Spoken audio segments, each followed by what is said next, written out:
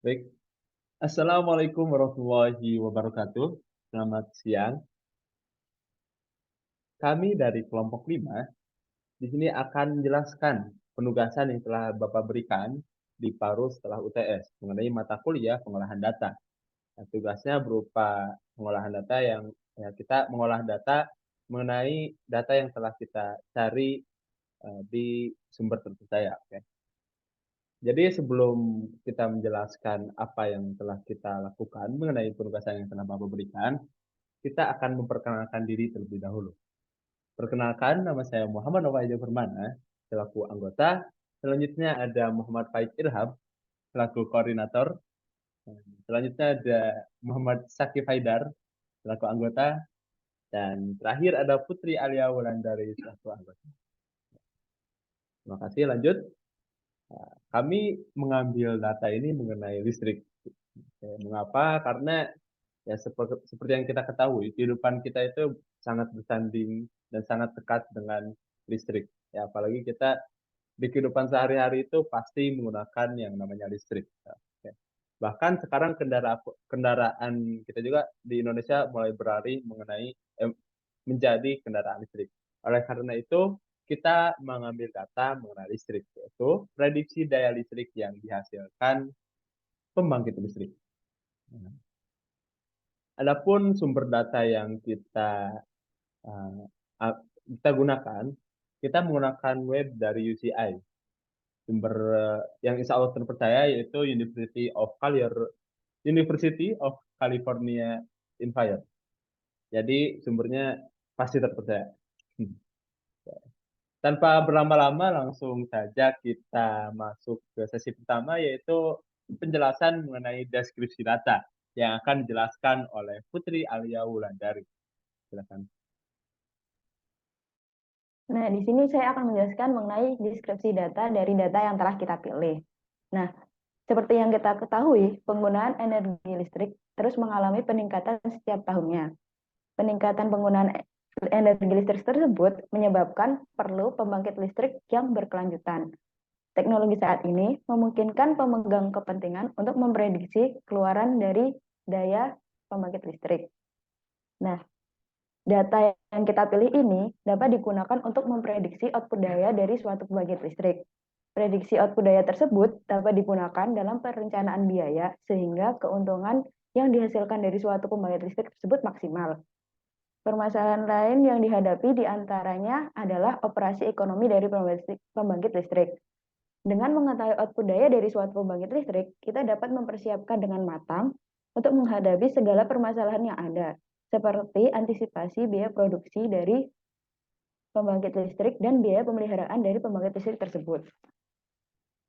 Selanjutnya, dari data yang kita pilih, terdapat variabel independen dan variabel dependen. Variabel independennya diantaranya adalah suhu, tekanan sekitar dari pembangkit listrik dalam satuan milibar, kelembapan sekitar dari pembangkit listrik dalam persen, dan vakum atau exhaust steam pressure dalam cmHg. Dan variabel dependennya adalah daya listrik yang dihasilkan oleh pembangkit listrik dalam satuan megawatt. Output daya dari pembangkit listrik berupa turbin gas sangat bergantung terhadap suhu, tekanan sekitar dari pembangkit listrik, serta kelembapan udara sekitarnya. Sedangkan output daya dari turbin uap berhubungan dengan kevakuman dari exhaust-nya. Nah, tujuan dari penggunaan data ini adalah untuk memprediksi output daya dari pembangkit listrik siklus gabungan dari gabungan turbin gas dan turbin uap. Sumber data yang digunakan berupa data yang berisi 9.568 titik yang dikumpulkan dari sensor pada pembangkit listrik siklus gabungan selama 6 tahun, yaitu dari 2006 sampai 2011. Saat pembangkit listrik ditetapkan untuk bekerja pada beban penuh. Sebuah pembangkit listrik siklus gabungan tersebut terdiri dari turbin gas berjumlah 2 dan 1 turbin uap serta 2 generator uap pemulih panas. Pembangkit listrik siklus gabungan, listrik dihasilkan oleh turbin gas dan turbin uap yang digabungkan dalam satu siklus dan dipindahkan dari satu turbin ke turbin lainnya. Pengambilan data ini dilakukan di Turki.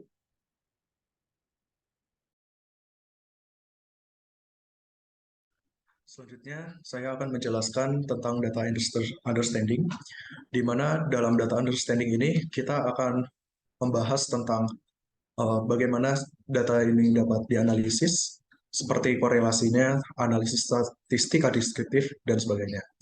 Yang pertama, untuk dapat menganalisis data, pertama kita harus memanggil beberapa library dari program Python, di antaranya seperti NumPy, di mana digunakan untuk perhitungan numerik, lalu ada Pandas yang dilakukan untuk pengolahan data, kemudian ada Matplotlib untuk visualisasinya, serta ada Sklearn di mana akan digunakan untuk machine learning. Kemudian dalam program Pandas, kita akan memanggil file dataset yang telah kita ambil, di mana di sana terdapat beberapa variabel, di antaranya ada AT sebagai ambient temperature, lalu ada V sebagai exhaust steam pressure, lalu ada AP yaitu sebagai ambient temperature pressure, lalu ada RH sebagai relative humidity, lalu ada PE sebagai power electricity. Kemudian ada analisis data, di mana di sini kita menampilkan tipe dari tiap-tiap variabel yang ada. Kemudian kita lanjut ke korelasi antar datanya. Di dalam korelasi antar data, karena output yang kita harapkan adalah power electricity, di mana kita akan memprediksikan sebuah daya listrik, di sana terlihat bahwa korelasi antar variabel PE dengan variabel lainnya itu berada di angka sekitar 38% ke atas, di mana korelasi antara PE dengan AT itu adalah 94%, lalu ada PE dengan V yaitu 86%, lalu ada PE dengan AP itu sekitar 51%, dan yang terakhir ada PE dengan RH itu sekitar 38%. Kemudian lanjut ke analisis statistika deskriptif, di mana di sini kita akan melihat deskripsi dari statistika deskriptif data set yang kita ambil. Untuk power electricity memiliki jumlah pengambilan data sebanyak 9.568 dengan memiliki rata-rata sekitar 454, lalu memiliki nilai minimum yaitu 420 serta nilai maksimum 495. Selanjutnya ada visualisasi data yang akan dilanjutkan oleh Saudara Muhammad Nova.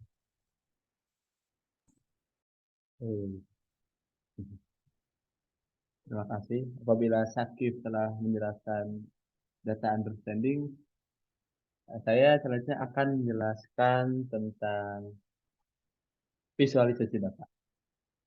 Maaf.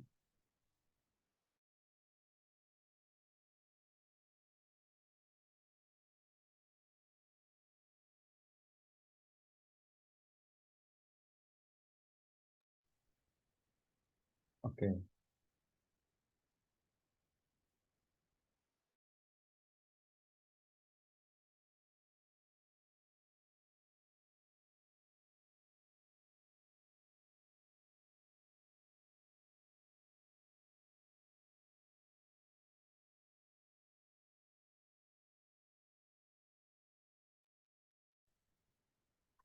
Oke. Maaf sebelumnya ada kendala. Langsung lanjut saja ke visualisasi data. Nah, yang pertama ada visualisasi gambar yang pertama yang sebelah kiri, sudut kiri paling atas, ada gambar mengenai temperatur. Nah, ini kita bisa lihat datanya merata mulai dari titik 0 sampai ke titik X yang berada di sumbu X yang berada di titik ke 35. Nah, ini dari data pertama mengenai itu terdapat persebaran data yang menghasilkan dua puncak. Oke. Selanjutnya ada mengenai atau X house. Nah, di sini juga terdapat dua puncak, tapi tidak puncak tersebut tidak semerata yang terdapat pada suhu gitu. Lanjut, gambar ketiga mengenai APEC.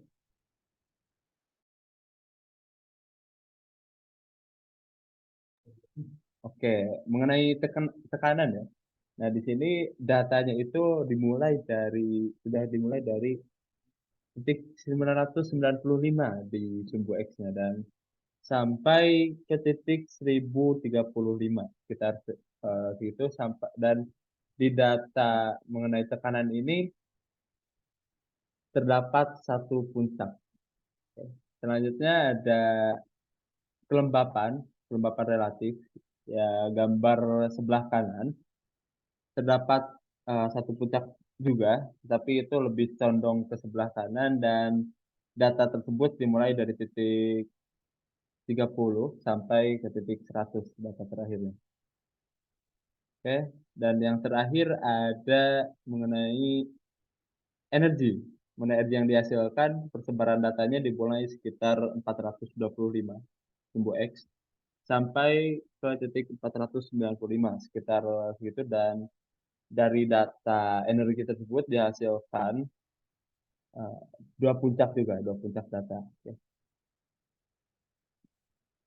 Lanjut, mengenai plot temperatur terhadap output energi. Ya, jadi di sini kita telah membuat plot untuk menghasilkan grafik yang ada di bawah ini. Dan setelah diplot, dihasilkan grafik yang menunjukkan bahwa output energi terhadap temperatur itu berbanding terbalik.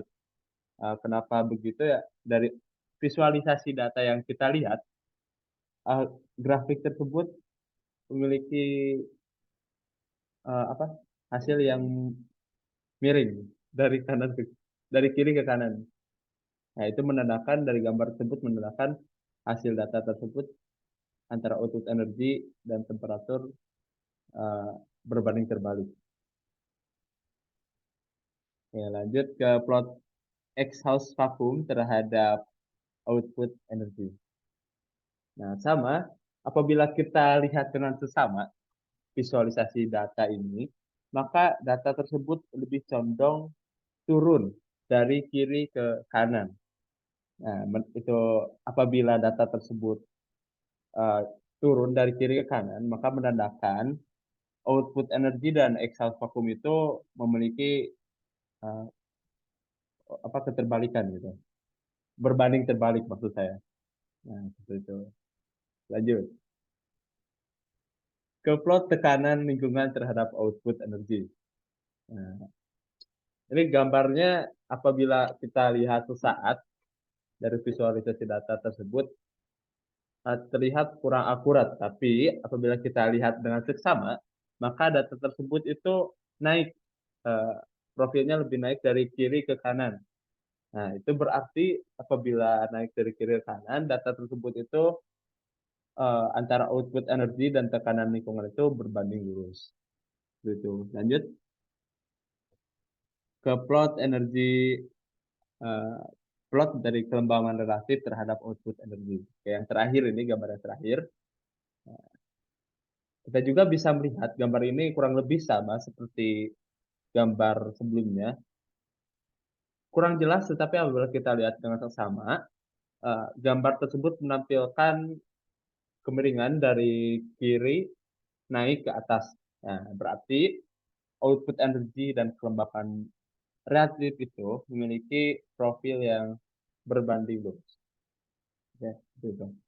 Nah, sekian penjelasan visualisasi data yang telah saya jelaskan. Selanjutnya ada tentang data preparation yang akan dijelaskan oleh Muhammad Faizul. Koordinator. Oke, data preparation di sini ada dua. Yang pertama data cleaning dan yang kedua feature selection. Di sini kode yang atas itu digunakan untuk melihat apakah ada data yang rusak atau data yang kosong atau tidak. Dan terlihat di situ nggak ada. Jadi bisa dibilang data ini sudah bersih. Dan dari korelasi yang kita lihat dari analisis deskriptif statistika, itu semua fitur relevan terhadap output, sehingga tidak dilakukan fitur selection. Sehingga di sini data preparation bisa langsung dilanjut. Dan terakhir ada model AI. Di sini kami menggunakan model random forest regression sebagai salah satu model regresi atau model prediksi. Kode yang pertama digunakan untuk memisahkan antara input dan output dari model AI. Selanjutnya, kode kedua itu digunakan untuk memisahkan antara data training dan data testing. Kode selanjutnya itu digunakan untuk menentukan error dari model AI. Di sini bisa kita lihat error sebesar 10,94, error yang relatif kecil. Lalu selanjutnya kita buat ulang model AI menggunakan seluruh data yang digunakan. Lalu terakhir adalah contoh penggunaan AI tersebut. Misalnya menggunakan variabel-variabel yang sudah tertulis, keluar power generation-nya sebesar 442 megawatt.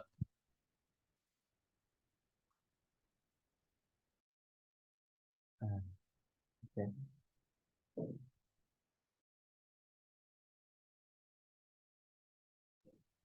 Baik.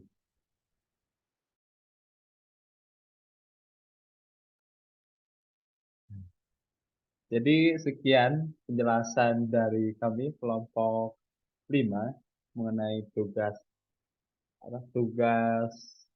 paruh semester yang telah Bapak berikan setelah paruh UTS. Kami berharap tugas yang kami kerjakan telah sesuai harapan Bapak dan telah sesuai dengan penugasan yang Bapak berikan. Apabila masih terdapat banyak kekurangan, kami meminta maaf karena kami juga masih belajar, dan kami meminta maaf juga apabila ada perkataan yang tidak berkenan di hati Bapak. Ya. Baik, sekian presentasi dari kami. Kurang lebihnya, terima kasih. Wassalamualaikum warahmatullahi wabarakatuh.